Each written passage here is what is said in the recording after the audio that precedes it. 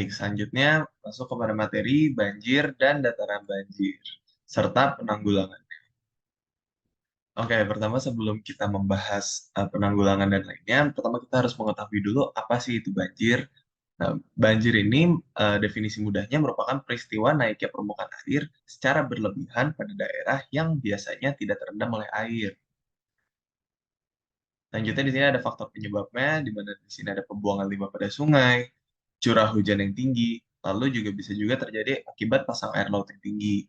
Nah, ini hanya beberapa faktor, sebenarnya masih ada faktor-faktor lain seperti misalkan penggundulan hutan, lalu ada pembangunan yang tidak teratur sehingga kekurangannya saluran air, dan masih banyak faktor lainnya. Untuk banjir sendiri ini, faktor ini bisa terjadi oleh akibat manusia. Contohnya di sini ada pembuangan limbah pada sungai, lalu bisa juga terjadi akibat alam itu sendiri, yaitu curah hujan yang tinggi dan pasang air laut yang tinggi.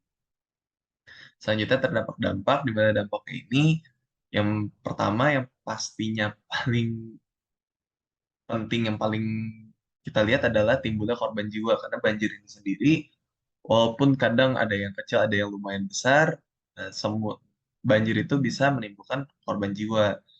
Lalu selain menimbulkan korban jiwa, bisa juga membuat infrastruktur dan bangunan yang ada pada kota atau pada pemukiman itu bisa rusak akibat terkena tekanan air dari banjir.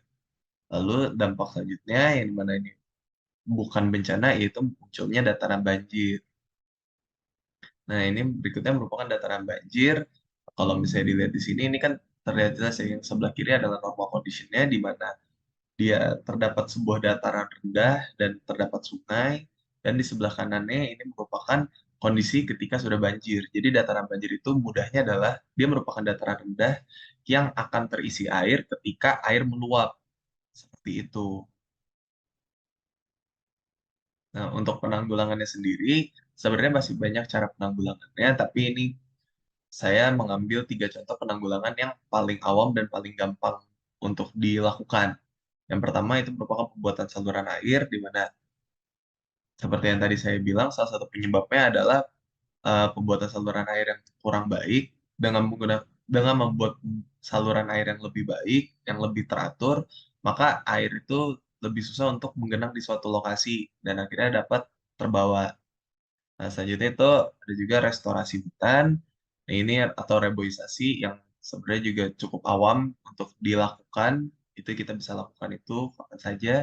Lalu selanjutnya adalah sosialisasi mitigasi bencana banjir, di mana salah satunya itu adalah proyek UTS kita nanti, di mana kita akan mensosialisasikan kepada masyarakat agar mereka lebih peka dan lebih sadar akan bencana-bencana yang ada di sekitar kita.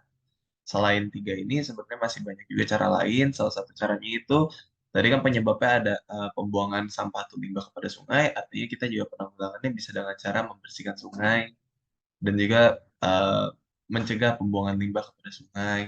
Lalu bisa juga dengan cara selain membuat saluran air, bisa juga dengan mengatur pembangunan dengan lebih baik.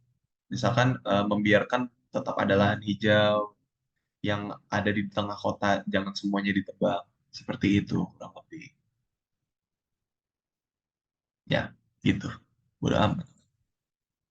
Amat.